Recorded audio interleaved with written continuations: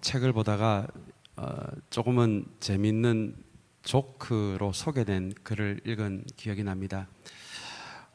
크리스천과 넌 크리스천의 차이를 묻는 그리고 그 질문에 대답을 하는 조크였는데요.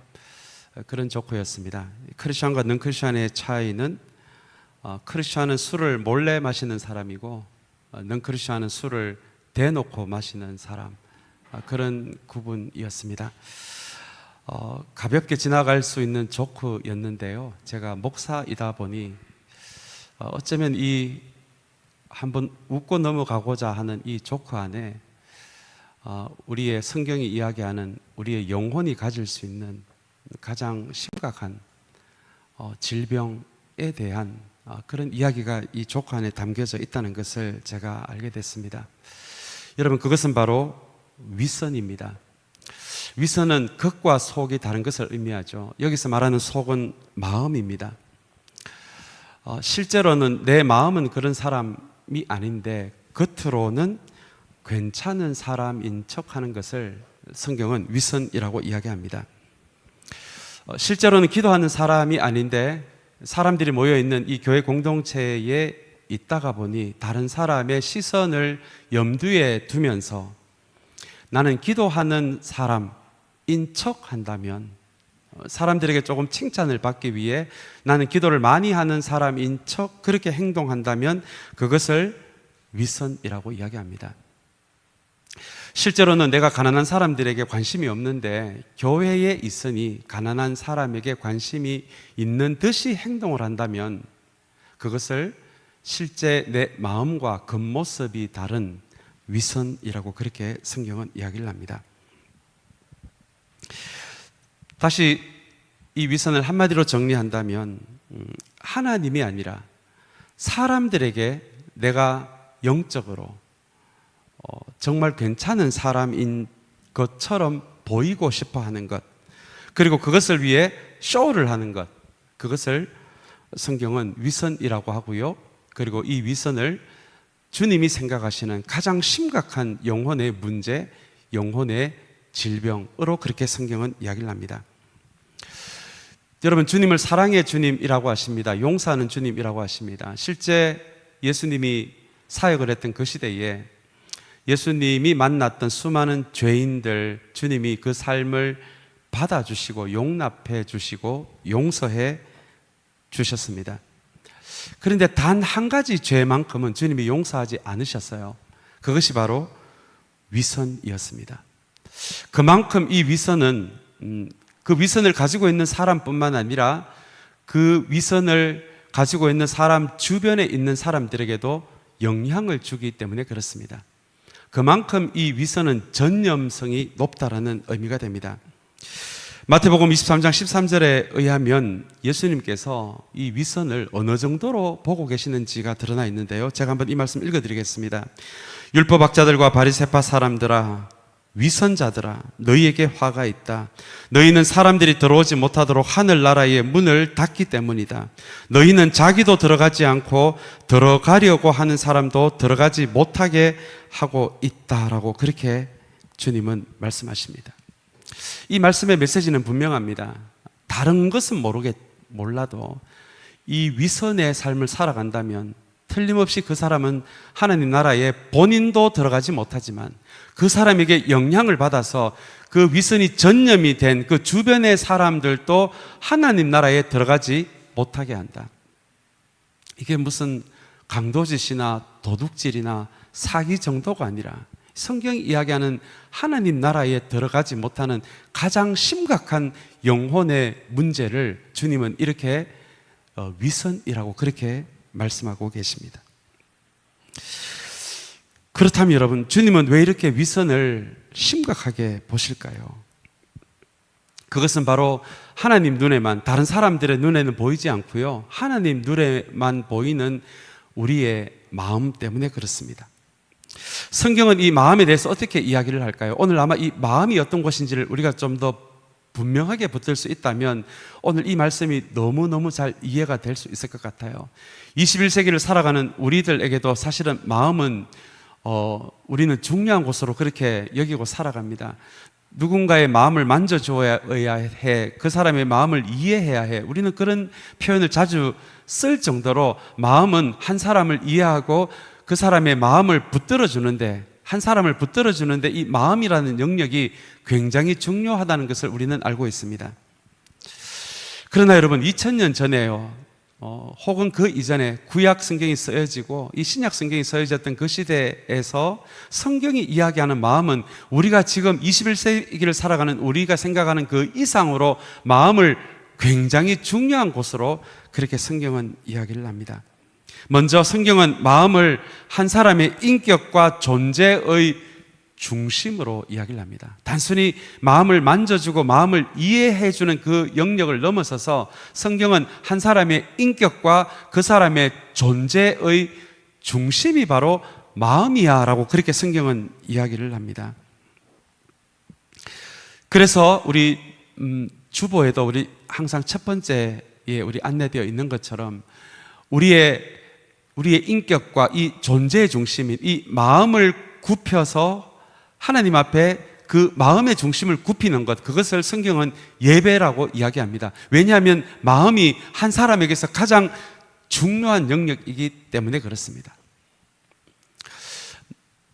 내 안에 있는 것 중에요, 가장 중요한 것, 그것을 하나님 앞에 굽히는 시간, 여러분, 그것을 성경은 예배라고 이야기합니다. 또한 성경은 마음을 하나님이 머무실 수 있는 공간이라고 그렇게 이야기를 합니다.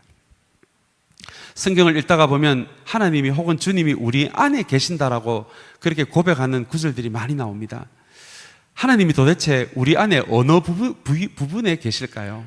성경은 그것을 마음이라고 이야기합니다. 마음은 한 사람의 가장 중심이 되는 영역일 뿐만 아니라 주님이 거하실 수 있는, 머무를 수 있는, 한 사람 안에 머무를 수 있는 그 공간도 바로 마음입니다. 그리고 또한 우리 성경에 의하면 하나님은 우리 마음을 창조하실 때 이 마음의 중심에 가장 중요한 것을 자리 잡을 수 있게 그렇게 우리의 마음을 창조하셨고요. 그리고 우리 마음의 중심에 자리 잡은 것을 우리가 닮아갈 수 있도록 그렇게 우리를 창조하셨습니다. 만약에 우리의 마음의 중심에 하나님이 계시다면 우리는 그 하나님을 우리의 인생을 통해 닮아갈 것입니다. 그분의 성품과 그분이 소중하게 생각하는 것, 우리가 하나님이 우리의 마음의 중심에 있다면 우리는 그 하나님을 닮아갈 수 있도록 그렇게 마음이 지어졌고 우리가 그렇게 창조되었다라고 하는 것이 성경이 이야기하는 우리 마음의 특성입니다. 그러나 여러분, 우리의 이 마음의 중심에 가장 중요한 곳에 하나님이 계시지 않고 만약에 돈이 차지하고 있다면요, 그렇다면 우리는 그 돈의 속성을 닮아갈 수 있도록, 닮아가도록 그렇게 창조된 우리가 바로 인간입니다.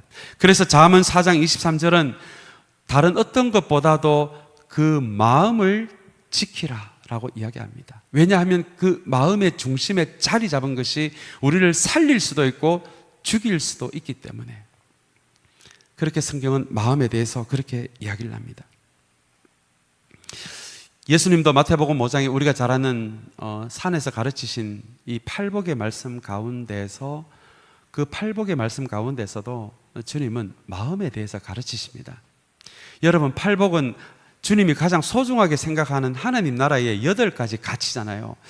그런데 여러분, 우리 작년에 우리 팔복에 대해서 함께 강해 설교를 통해 함께 은혜를 나누었는데요, 우리 그 말씀에 의하면은 이 팔복 중에 무려 4가지가 마음에 관련된 이야기입니다. 가난한 마음, 애통한 마음, 온유한 마음, 그리고 청결한 마음에 대해서 주님이 가르쳐 주십니다.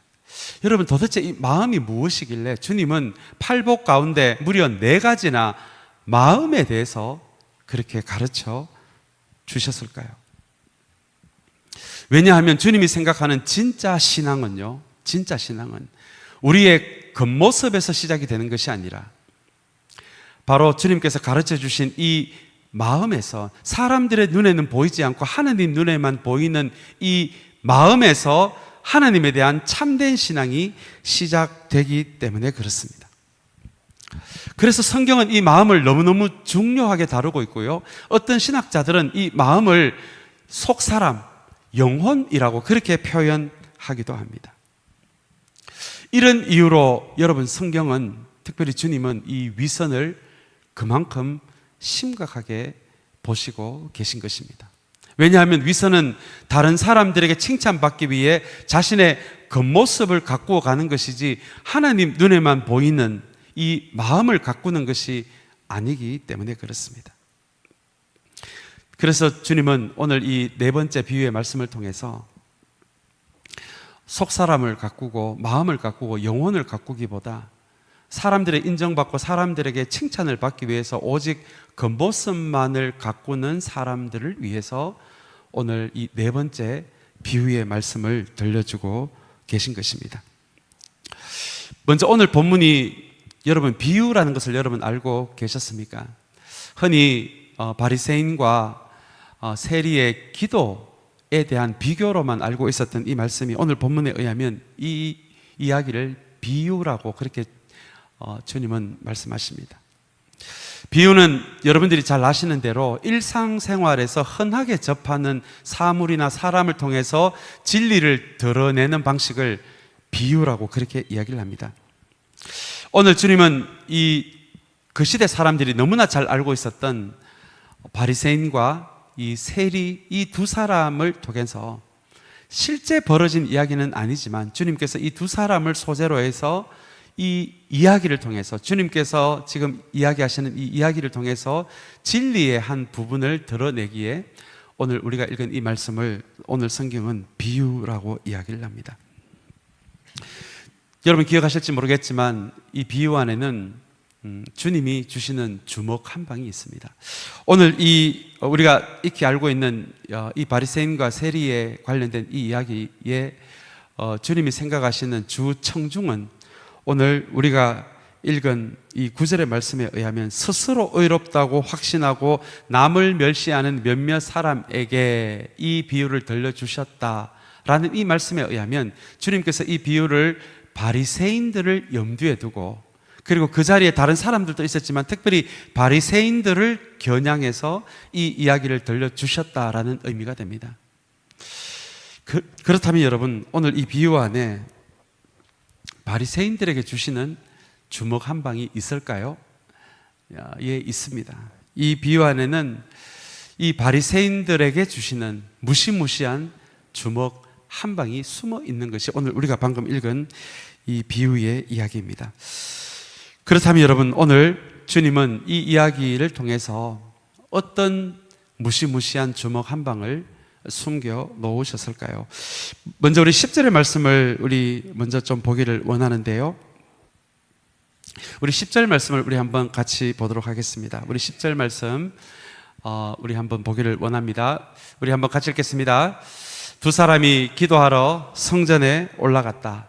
한 사람은 바리새파 사람이고 다른 한 사람은 세리였다라는 말씀이고요. 그리고 우리 이어서 11절 말씀도 우리 한번 같이 읽도록 하겠습니다.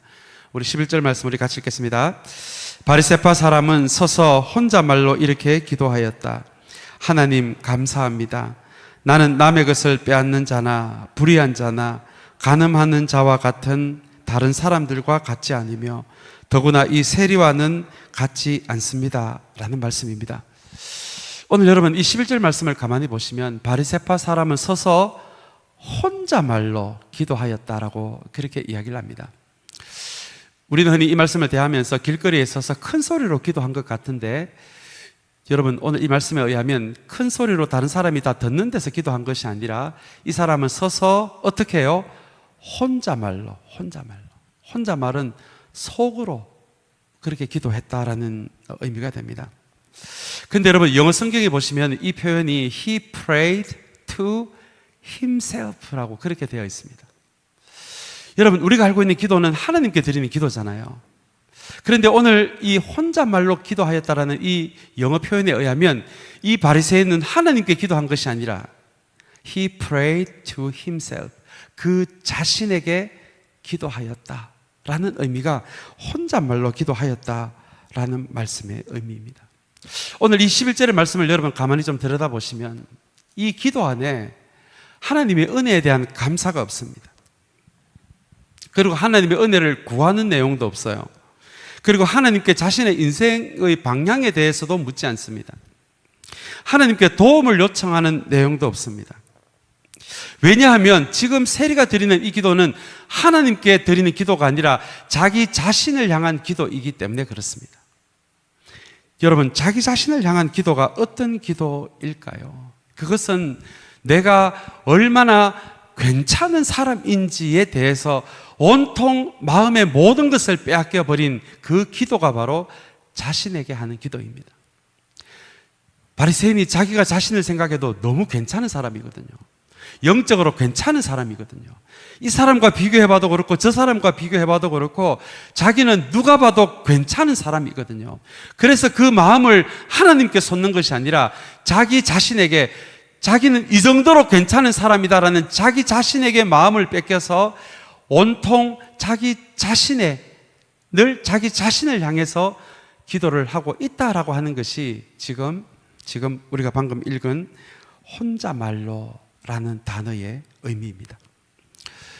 그래서 여러분 21절 말씀에 보이면 다른 사람들 이야기가 쭉 이어집니다. 남의 것을 빼앗는 자, 불의한 자, 간음하는 자, 특별히 이 세리 이 사람들보다 내가 더 나은 사람들이라는 것에 대한 자부심이 넘쳐나는 것이 우리가 방금 읽은 이 11절의 말씀입니다. 여기서 여러분 우리 한 구절 더 나아가서 12절에는 자신의 행동에 대한 자부심으로 또 가득 차 있는데요. 바리새인은 속으로 또한 이렇게 기도합니다. 일주일에 2번은 금식을 합니다. 그리고 11조도 합니다. 우리 이것을 자기 자신을 향해서 그렇게 혼잣말로 기도하고 있었다라고 그렇게 주님은 이야기를 하고 있습니다. 사랑하는 여러분, 바리새인은 바로 이 지점에서 성경이 이야기하는 참된 신앙의 중요한 부분을 놓치고 있습니다. 왜냐하면 성경이 이야기하는 참된 신앙은 사람들에게 잘 보이기 위해 나의 겉모습을 괜찮은 사람으로 꾸며가는 것이 아니라 하나님 앞에서 하나님 눈에만 보이는 나의 실제 마음을 하나님 앞에서 볼 줄 아는 것, 그리고 사람들의 눈에 보이는 겉모습이 아니라 하나님의 눈에만 보이는 나의 마음을 가꾸어 가는 것, 여러분 이것을 성경은 참된 신앙으로 이야기하고 있기 때문에 그렇습니다. 그러나 바리새인은 오늘 이 바리새인의 기도에 의하면 바리새인은 그렇게 살아가지 못했습니다. 온통 사람들의 시선에만 뺏겨서, 그리고 그 사람들과 나를 비교하는 일에만 마음을 뺏겨서 하나님 눈에만 보이는 마음은 가꾸어 가지 못하고 겉모습만 나는 이 정도로 괜찮은 사람이야 라는 그런 삶으로만 살아갔던 사람이 바로 오늘 11절 12절에서 보여진 이 바리새인의 모습이었습니다. 이제 우리 13절의 말씀을 우리 함께 좀 읽기를 원하는데요, 이 13절의 말씀은 오늘 본문에서 어떻게 보면 가장 중요한 말씀이어서 우리 한번 이 말씀은 우리 한번 같이 읽으면 좋겠습니다. 우리 한번 같이 읽겠습니다. 그런데 세리는 멀찍이 서서 하늘을 우러러볼 엄두도 못 내고 가슴을 치며 아 하나님 이 죄인에게 자비를 베풀어 주십시오 하고 말하였다라고 주님은 그렇게 이 세리에 대해서 설명을 하십니다. 여러분 이 13절 가운데서 멀찍이 서서라는 단어가 나옵니다. 아마 바리새인은, 주님의 이야기에 나오는 바리새인은 속으로 기도했겠지만 이 멀찍이 서서라는 이 단어를 봤을 때 사람들이 많이 지나가는 이 성전 안에서도 사람들이 많이 모여 있는 곳에서 그렇게 기도를 했을 것입니다. 근데 오늘 이 세리를 의하면 그렇게 사람이 모여 있는 곳에 가지도 못하고 아마 성전 뜰에서 기도했다라고 이렇게 추측을 해볼 수 있는데요, 이 성전 뜰에서 사람들과는 떨어져서 멀찍이 서서 기도했다라고 주님은 그렇게 이 세리에 대해서 이야기를 하고 있습니다. 왜 이 세리는 멀찍이 서서 기도를 했을까요? 하나님 앞에 자신의 마음을 정직하게 한번 들여다보니 너무 부끄러웠기 때문입니다. 그 시대 이스라엘은 로마 제국의 식민지였습니다. 그래서 정해진 세율에 따라 이 세리는 세금을 거두어서 로마 제국에 바치는 일을 했던 사람인데요, 그러나 이 세리들이 그렇게 같은 동족인 이스라엘 사람들에게 욕을 먹은 이유는 정해진 세율에서 세금을 더 거두어서 세율만큼은 로마 제국에 바치고, 그리고 더 거두었던 것을 자기 주머니에 착복해서 모두 부자가 된 사람들이었기 때문에 그렇습니다. 그래서 같은 동족인 이스라엘 민족인 이스라엘 사람들에게 그렇게 미움을 받았던 사람들이어서 심지어 안식일인 토요일 날 성전에서 예배 드리는 그날에 성전에 예배 드리러 갈 수도 없었던 사람들이 바로 이 세리였습니다. 우리 일제 시대를 생각해 보신다면 일제 앞잡이 같은 사람들이 바로 이 세리였다고 생각하시면 이 세리들이 어떤 사람들이었는지가 우리가 좀 짐작을 할 수 있을 것 같습니다. 그런데 예수님의 비유에 나오는, 예수님의 이야기에 나오는 이 세리는 그 사람들의 시선을 감수하면서 하나님 앞에 비추어진, 하나님의 시선 앞에 비추어진 자신의 실제 모습, 진짜 모습을 한번 보게 되었고요.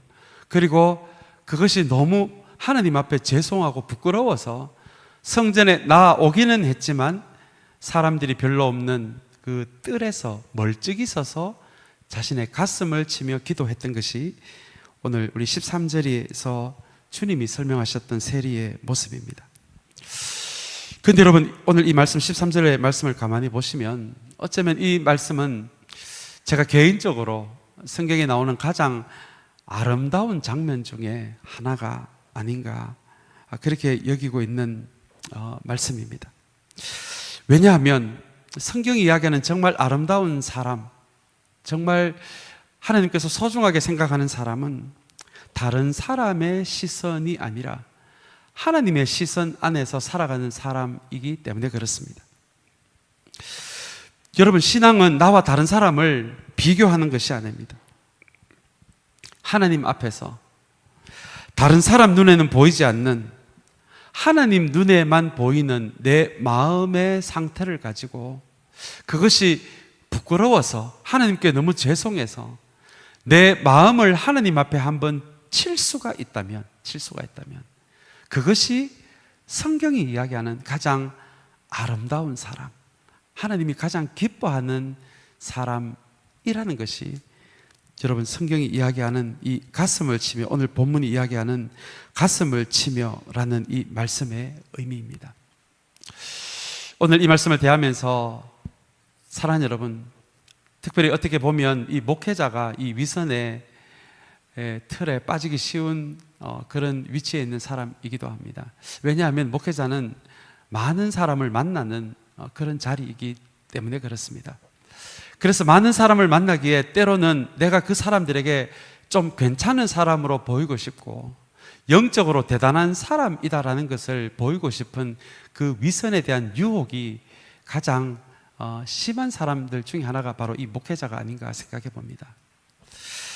그래서 오늘 그 시대 사람들의 눈에는 어떻게 보였을지 모르지만 오늘 13절의 모습처럼 다른 사람의 시선이 아니라 하나님의 시선 앞에 비추어진 자신의 마음을 보면서 그것이 너무 부끄럽고 죄송해서 자신의 마음을 치고 가슴을 치는 이 세리의 모습이 다시 한번 우리의 신앙을 향해 무엇이 진짜 신앙이고 참된 신앙인지를 우리에게 보여주고 있습니다. 사랑하는 여러분, 다시 한번 하나님의 시선 앞에서 내 가슴을 한번 칠 수 있는 그런 하나님의 사람들이 되시기를 주님의 이름으로 간절히 축원합니다. 우리 누가복음 18장 14절의 말씀을 이제 마지막으로 우리 한번 같이 읽으면 좋겠습니다. 우리 이 말씀 한번 같이 읽겠습니다. 내가 너희에게 말한다. 의롭다는 인정을 받고서 자기 집으로 내려간 사람은 저 바리새파 사람이 아니라 이 세리다. 누구든지 자기를 높이는 사람은 낮아지고 자기를 낮추는 사람은 높아질 것이다 라는 말씀입니다. 이 말씀 안에 바리새인들을 향한 무시무시한 주먹 한 방이 숨겨져 있습니다. 그 시대 이스라엘 사람들, 지나가는 사람들 누구를 붙들어 봐도 누가 가장 의로운 사람이냐라고 물으면 아마 거의 대부분의 사람들은 바리새인이다라고 그렇게 대답을 할 정도로 바리새인들은 그 시대에 굉장한, 그리고 굉장한 삶의 실천이 있는 그런 종교 지도자들이었습니다. 그리고 그 시대 누구를 붙들고 누가 가장 죄인이냐라고 물어본다면 아마 대부분의 사람들이 세리라고 생각하는 그런 시대가 바로 예수님이 살았던 그런 시대였습니다. 그런데 여러분, 오늘 누가복음 18장 14절의 말씀에 의하면 의롭다는 인정을 받고서 자기 집으로 내려간 사람은, 그리고 그 다음에 약간의 퍼즈가 있었다면, 주님이 잠깐 멈추었다면 아마 그 자리에 모인 사람들은 대부분 다 바리새인이라고 그렇게 주님이 대답하실 것이다, 그렇게 상상했을 것입니다. 근데 여러분, 오늘 이 14절의 말씀에 의하면 의롭다는 인정을 받고서 자기 집으로 내려간 사람은 저 바리새파 사람이 아니고 누구라고요? 세리다, 세리. 아마 이 부분에 바리새인들이 굉장한 충격을 받았을 것이고요. 아마 그 자리에 혹시 세리가 있었다면 세리도 이 말씀에 엄청난 충격을 받았을 것입니다. 왜냐하면 주님은 그 시대에 의롭다라고 하는 그 기준을 모두 뒤집어 버렸기 때문에 그렇습니다. 주님이 생각하는, 하나님이 생각하는 이 의로움은 우리가 윤리적으로 도덕적으로 완벽한 사람이 아니었어요. 바리새인들은 그렇게 의로움을 생각했습니다. 그래서 다른 사람과 나를 비교하면서 나는 이 정도로 괜찮으니, 거의 완벽한 사람이니 내가 의로운 사람이다라고 그렇게 생각을 하고 살았지만, 그러나 오늘 주님께서 생각하시는 이 의로움, 하나님이 생각하시는 의로움은 그런 의로움이 아니라 다른 사람의 시선이 아닌 하나님의 시선 앞에서 다른 사람의 눈에 보이지 않는 내 마음에 있는 하나님 보시기에 부끄러운 나의 삶의 한 모습을 갖고 그 모습을 가지고 하나님 앞에 가슴을 한번 칠 수 있다면 그 사람이 바로 하나님 눈에는 의로운 사람이다.